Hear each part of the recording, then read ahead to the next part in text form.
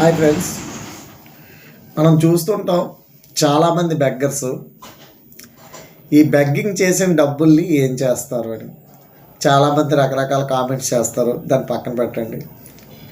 ఈ బెగ్గింగ్ చేసిన వాళ్ళకి డబ్బుల మీద ఎటువంటి కన్సర్న్మెంటు ఉండదండి. వాళ్ళు సంపాదించింది యాక్చువల్గా దాచుకోవాలంటే వాళ్ళు బ్యాంకులోకి వెళ్ళి బ్యాంక్ అకౌంట్ తీసుకొని అందులో అమౌంట్ దాయరు. ఓకే, సో వాళ్ళకి తెలిసిన వాళ్ళు తిరుగుతున్న ఆ ప్లేస్లో ఎక్కడో దగ్గర ఆ డబ్బులు అనేది వాటిని స్టోర్ చేయడం పాయింట్ నెంబర్ 1. సో అలా చేయొచ్చు. లేదంటే వాళ్ళకి తెలిసిన వాళ్ళకి, అంటే వాళ్ళ రిలేషన్స్ ఎవరైతే ఉన్నారో వాళ్ళకి ఆ అమౌంట్ ఇవ్వడం చేయొచ్చు. Point number 2. పాయింట్ నెంబర్ 3, వాళ్ళు ఏంటంటే సెల్ఫ్గా ఏదైనా ఖర్చు పెట్టుకోవచ్చు. సో బెగ్గర్కి ఆల్రెడీ తనకి ఫుడ్కి సంబంధించిన లోటు ఏమి ఉండదు. సో అతను ఖచ్చితంగా కొంత అమౌంట్ అనేది అతను ఫుడ్కి సంబంధించిన లోటు ఉండదు కాబట్టి సో అతను ఖర్చు పెట్టవలసిన అవసరం ఉండదు.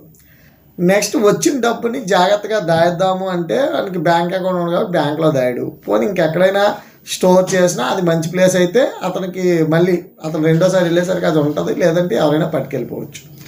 సో వాళ్ళ ఫ్యామిలీ మెంబర్స్ కానీ వాళ్ళకి తెలిసిన ఫ్రెండ్స్కి కానీ అది ఇచ్చినట్లయితే వాడిని ఇంకా కొంచెం ఎక్కువగా బెగ్ చేయమని చెప్పేసి చెప్పే ప్రాబ్లం కూడా ఉంది.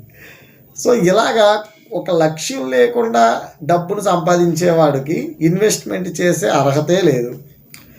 పోనీ కొన్ని లక్ష్యాలతోటి ఒక చిన్న ఫ్యామిలీ ఉంది, ఒక ఫ్యామిలీ మెంబర్స్తో ఉన్నారు, ఎంతో కొంత నెలకు 10,000 20,000 సంపాదిస్తున్న వాళ్ళు ఏదైనా ఇన్వెస్ట్ చేద్దామంటే ఎంతవరకు ఇన్వెస్ట్ చేయగలరు? వాళ్ళకున్న సర్కమ్స్టెన్స్, ఒక ఫ్యామిలీ ఈరోజు సిటీలో బతకాలంటే 15,000 ఖర్చు, విలేజ్లో బతకాలంటే 10,000 ఖర్చు మినిమం. అది ఫ్యూచర్లో ఇంకా పెరుగుతుందని ఏవో అంచనాలు ఉన్నాయి, పక్కన వదిలేద్దాం. ఫస్ట్ ఆఫ్ ఆల్ ఏంటంటే ఆ ఫ్యామిలీలో వాళ్ళు ఒక 50% ఖర్చు పెట్టి ఇంకో 50% దాచేసుకుందాం అంటే వాళ్ళకి ఎలాగ అవకాశం ఉంటుంది? ఆ 50% దాస్తే వాళ్ళకు ఉండే వైద్య ప్రాబ్లమ్స్, ఏవో అదర్ సర్కమ్స్టెన్స్, ఇంకేదో పెళ్ళిళ్ళలో ఫంక్షన్లో ఏవో తగిలితే అవి పండగలో ఏవోటి వచ్చాయంటే ఇంకా అక్కడ ఆ డబ్బులు కూడా ఎగిరిపోతున్నాయి. సో ఇప్పుడు వాళ్ళకి ఒక ఎర్నింగ్ పొటెన్షియాలిటీ ఉండదు.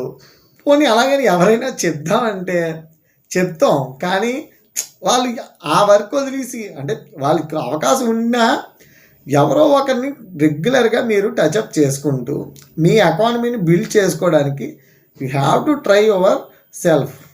మీరు ఒక 10,000 సంపాదిస్తున్నప్పుడు మీకు అడిషనల్గా ఇంకో 10,000 కలిసింది అంటే మీకు 1 మంత్ కలిసినట్టే కదా. మీరు టైం ఎందుకు వేస్ట్ చేసుకుంటారు?